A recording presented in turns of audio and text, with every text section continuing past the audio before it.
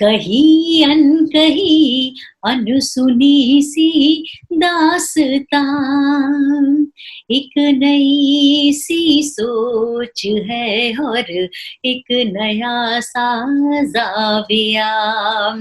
बात है कुछ कहीं अनकही अनसुनी सी दास्तां।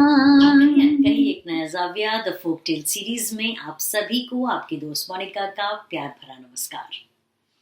आज के एपिसोड में मैं आपको लेकर चल रही हूँ मिजोरम प्रांत और सुनाने जा रही हूँ वहां की लोक कथा।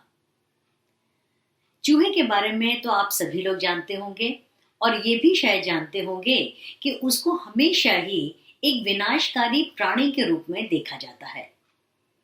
लेकिन आज की लोक कथा में आप ये देखेंगे कि किस प्रकार से एक चूहे ने गांव वालों के ऊपर एहसान किया और उनको भूखों मरने से बचाया। तो आइए चलते हैं मिजोरम और सुनते हैं वहां की लोक कथा चूहे का एहसान। पुराने जमाने में जो मीजो जनजाति थी वो मक्का, बाजरा, ज्वार, फल फूल, साग सब्जियां और कई प्रकार के जो पशु पक्षी होते थे उनके मांस पर ही निर्भर थे। उनको धान के बारे में कुछ भी नहीं पता था और वो उससे बिल्कुल अनजान थे। तो एक बार की बात है कि जो मीजो जाति के जो राजा थे वान कपा, उसने अपनी प्रजा को बुला भेजा और उनको समझाया कि जब तक तुम लोग मक्का और बाजरा पर निर्भर रहोगे तब तक इन फसलों को खराब और बर्बाद करने वाले जो कीड़े हैं उनसे तुम हमेशा परेशान रहोगे। इसलिए तुम्हें चावल को अपना मुख्य भोजन बनाना चाहिए। अब ये तय तुम लोगों को करना है कि तुम लोग कौन सा चावल खाना चाहते हो, बुह किर्रून चावल या बुटचुर्रून चावल। और ये सुनकर जो सारी की सारी प्रजा थी वो हैरान रह गई। राजा ने फिर कहा अपनी प्रजा से कि जो बुट किर्रून चावल होता है वो खाने में बेहद स्वादिष्ट होता है और उसे बिना सब्जी के भी खाया जा सकता है। लेकिन जो बुड चिर्रून चावल होता है वो खाने में थोड़ा सा कड़ा होता है, लेकिन सब्जी के साथ वो बेहद स्वादिष्ट लगता है। और इसके बाद राजा ने बुड किर्रून चावल अपनी प्रजा को खाने के लिए दिया। और मजे की बात तो ये थी कि कुछ लोग तो अपनी जीभा ही खा गए, वो इतना स्वादिष्ट था चावल। और उसके बाद घबरा के लोगों ने कहा कि ना बाबा ना, जो बुड किर्रून चावल है अगर इसको हम लोगों ने खाया तो हम लोग तो बिना जीभा के ही रह जाएंगे और इसीलिए हमारे लिए तो बुड चिर्रून चावल ही ठीक है। मिजोरम में उस वक्त धान की खेती नहीं होती थी। धान की खेती महासागर के उस पार होती थी।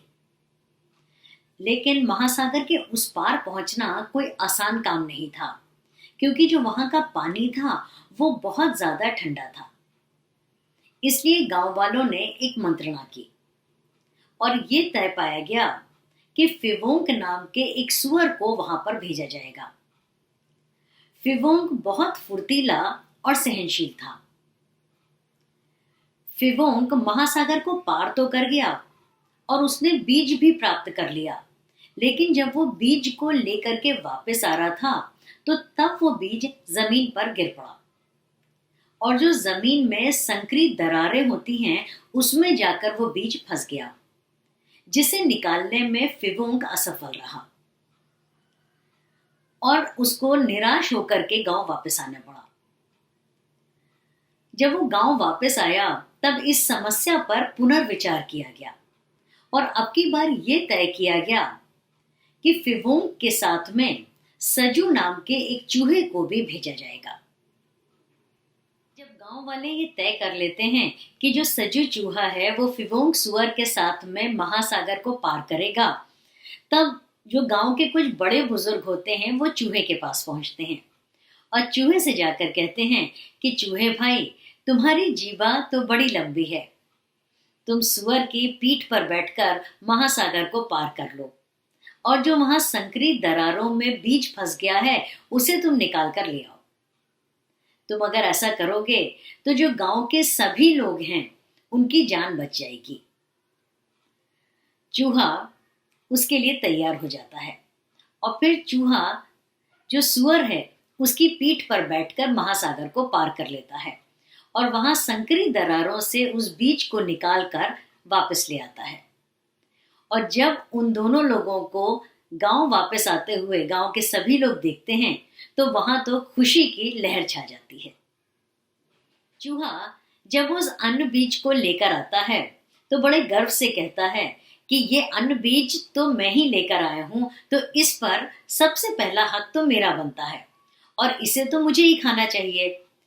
लेकिन फिर लोग उस चूहे को समझाते हैं कि देखो चूहे भाई, कि ये जो अन्न का बीज है ये तो एक ही है।